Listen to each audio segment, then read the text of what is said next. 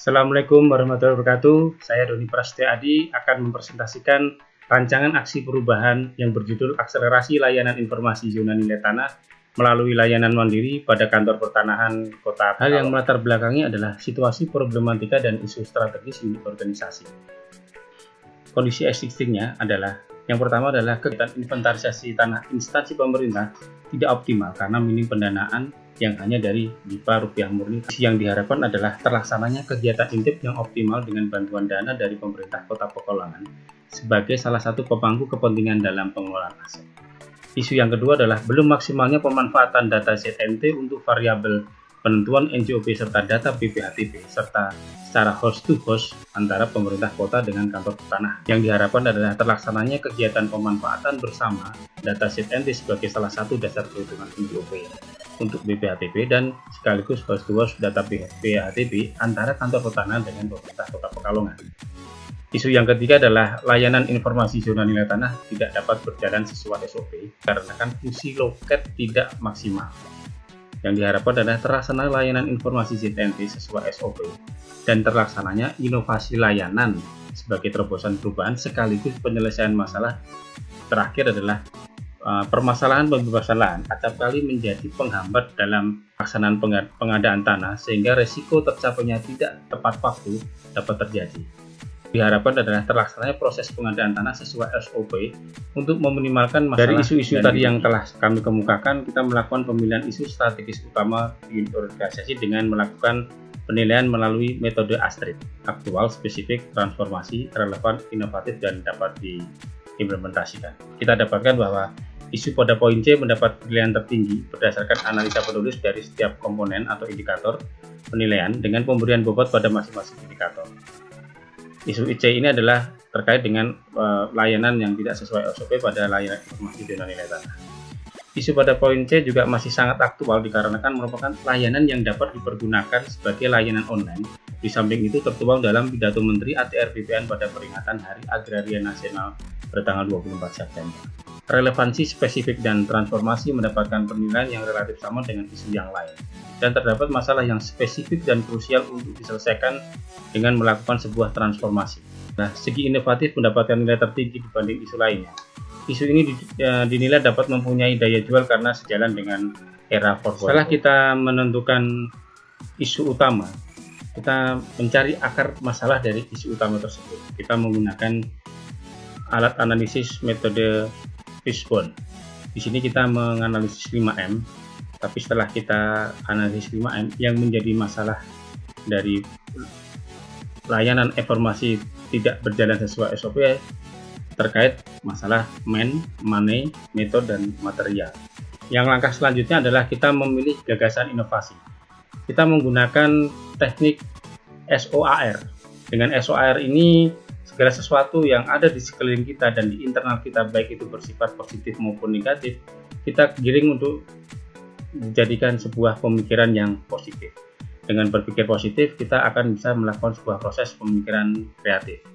Ada beberapa hal yang menjadi strength kita adalah layanan ini juga telah diakomodir oleh KKP Web, layanan informasi ini. Kemudian data bidang tanah kita sudah banyak yang tervalidasi, baik tekstual maupun spasial. Kemudian layanan ini juga bersifat informatif, sehingga tidak memerlukan pencatatan pada dokumen sertifikat.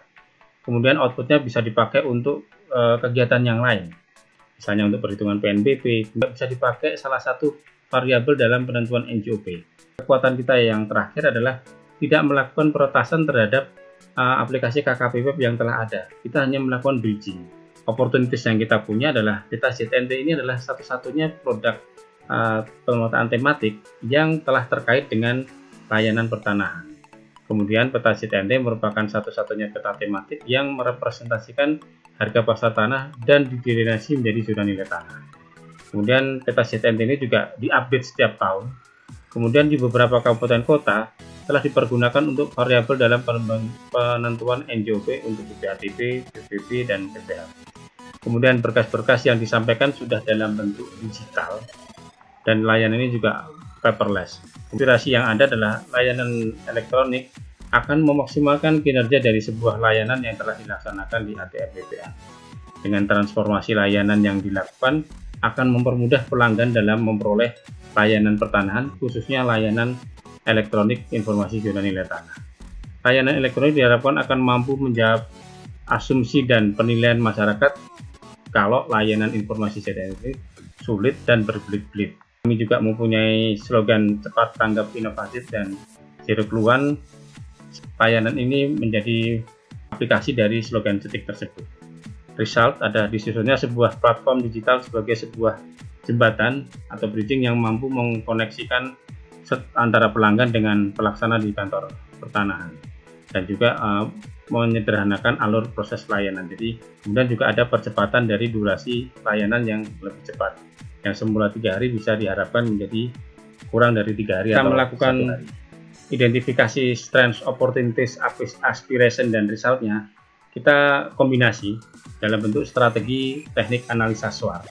Yang pertama adalah strategi strengths aspiration. Layanan informasi ZNT atau aset properti online yang digagas harus mampu menjembatani pelanggan dengan penyedia layanan secara mudah dan menghasilkan model layanan yang mampu menjawab penilaian masyarakat terhadap layanan pertanahan yang berbelit, sekaligus menyediakan layanan yang dapat dikerjakan secara cepat, tanggap, inovatif, dan zero keluhan. Kemudian strength resultnya, layanan informasi yang digagas ini akan membuat peningkatan kinerja layanan pertanahan.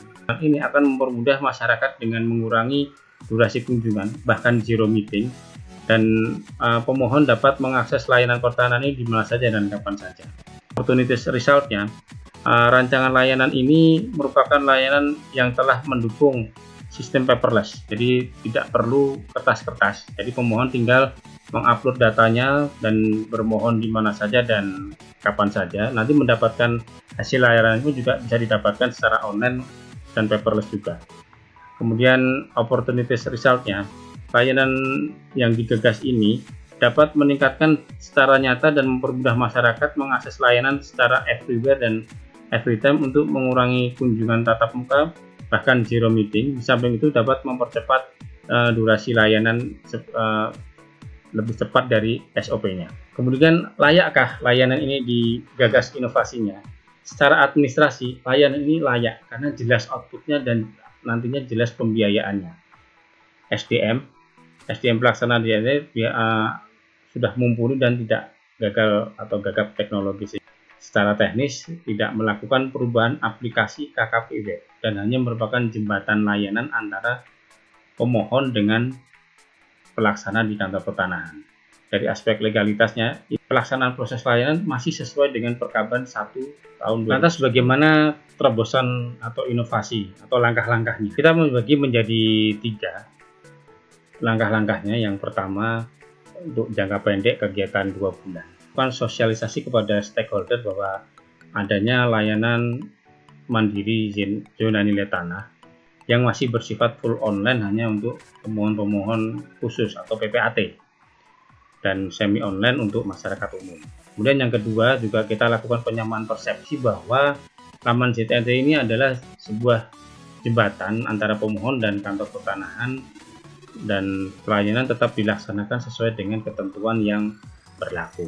Setelah itu kita akan membuat sebuah formulir digital yang khusus kita berlakukan untuk masyarakat dalam mengakses layanan informasi ZNT ini secara full online. Jadi setelah itu yang keempat atau terakhir, kita akan mencoba membuat sebuah formulir digital melalui pemrograman mandiri. Jadi kita tidak lagi membuat formulir dengan aplikasi yang sudah disediakan oleh pihak ketiga. 6 bulan ke depannya kita akan melakukan uji coba dari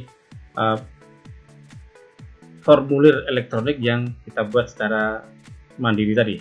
Dirasa siap, kita akan migrasikan layanan mandiri ini tidak lagi menggunakan aplikasi dari pihak ketiga, tapi kita langsung menggunakan aplikasi yang kita buat atau kita program mandiri tadi. Kemudian di jangka panjangnya 1 tahun sampai dengan Desember 2021, kita harapkan aplikasi yang telah kita buat dengan pemrograman mandiri itu bisa menjadi pendamping dari ZNT elektronik yang mungkin sudah ada atau sudah disediakan oleh Kementerian ATR dan BPN. Kemudian yang selanjutnya, aplikasi yang kita susun ini kita akan kemas bisa diakses dengan platform berbasis Android maupun iOS. Kemudian juga aplikasi yang kita susun ini kita akan juga sediakan untuk bisa dilakukan pada layanan-layanan pertanahan selain informasi ZNT. Jadi ini juga sejalan dengan era sekarang, bahwa era new normal. Intinya loket mungkin bisa dikatakan sepi, tapi pelayanan tetap ramai. Kemudian hasil inovasi yang kita harapkan adalah dari 2 bulan itu kita melakukan sosialisasi laman ZNT, kemudian formulir digital laman ZNT untuk masyarakat, kemudian formulir digital laman ZNT melalui pemrograman mandiri. Kemudian 6 bulannya, setelah 2 bulan tadi kita melakukan uji coba seperti yang tadi saya sampaikan, kemudian migrasi dari JIPOM ke pemrograman mandiri. Kemudian di Desember 2021 kita sudah bisa diakses, layanannya sudah bisa diakses melalui aplikasi yang berbasis Android maupun iOS, dan juga bisa diadaptasi untuk aplikasi layanan-layanan yang lain, layanan-layanan pertanahan yang lain dalam rangka masa new normal. Kemudian manfaat inovasinya untuk masyarakat, nantinya akan ada kemudahan dan percepatan layanan. Kemudian dari kantor pertanahan sendiri menaikkan citra layanan pertanahan, sehingga mungkin diharapkan IKM dari kantor pertanahan juga meningkat. Kemudian pembangunan JT-nya juga mendapatkan nilai dari instansi lain atau khususnya Badan Keuangan Daerah Kota Pekalongan.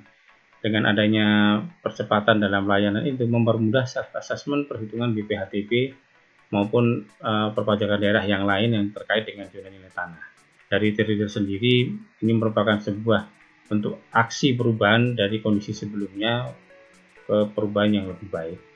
Kemudian memberikan terobosan kemudahan bagi pemohon tanpa meninggalkan SOP, kemudian menjadi nilai tambah prestasi kerja dari tim leader itu sendiri. Dan pemanfaatan sumber daya dilakukan dengan memaksimalkan sumber daya yang ada, baik itu hardware, software, dan pemanfaatan sumber daya manusia. SDM yang dilibatkan adalah SDM yang bisa membantu pembuatan elektronik formulir dalam laman ZNT, sehingga tidak memerlukan belanja modal. Dan SDM yang dilibatkan dalam pelaksanaan layanan mandiri ini adalah SDM yang cepat dan tanggap dalam melayani masyarakat secara digital dan mampu bekerja secara online dengan pengendalian dan pengawasan intensif langsung dari tim leader. Manajemen pengendalian pekerjaan yang pertama adalah risiko. Keterbukaan informasi nilai tanah dimungkinkan akan menghadirkan banyak spekulan tanah yang mencari keuntungan sendiri. Kemudian dari aspek legalitas, kita tetap mempergunakan PP 128 tahun 2015 tentang PNBP di kantor BPN, kemudian SK tim dari internal kantor, surat tugas dari Kepala Kantor Pertanahan Kota Pekalongan. Akuntabilitas kami perlihatkan dengan adanya elektronik formulir, SOP percepatan, dan keuangan yang bersumber dari DIPA PNBP Kantor Pertanahan Kota Pekalongan tahun 2020. Sustainabilitasnya dan keberlanjutannya adalah inovasi layanan ini mudah direplikasi, sehingga diharapkan apabila peserta PKP dimutasi ke dalam satker lain dan masih pada tujuan yang sama dapat dikembangkan pada satker yang baru. Mutu pekerjaan mengacu pada SOP yang telah ditetapkan. Dalam inovasi ini, penetapan mutu didasarkan pada durasi layanan percepatan menjadi 1 hari, data pemohon dan produk tidak perlu tercetak atau paperless, dan penilaian IKM dari pemohon. Pengawasan dan pengendalian, pelaksanaan pengawasan dan pengendalian inovasi ini dilakukan oleh mentor dan tim leader itu sendiri dengan acuan rancangan perubahan yang disusun. Rancangan aksi perubahan ini merupakan sebuah kerangka acuan kerja dalam inovasi sebagai jalur yang ditetapkan supaya pelaksanaan inovasi tetap terarah dalam ranah pengawasan. Segala hal yang menjadi kendala dan hambatan dilakukan koordinasi antara tim leader, tim dan mentor untuk penentuan dalam problem solving atau penyelesaian masalah. Berikut konsep alur penyederhanaan dalam laman ZNT yang kami tadi sebut simplified service. Kemudian ini rancangan proses kerja laman ZNT, proses kerja laman ZNT-nya. Kemudian ini yang sudah di PPAT, layanan mandiri ZNT-nya seperti ini, formulirnya seperti ini. Terima kasih. Assalamualaikum warahmatullahi wabarakatuh.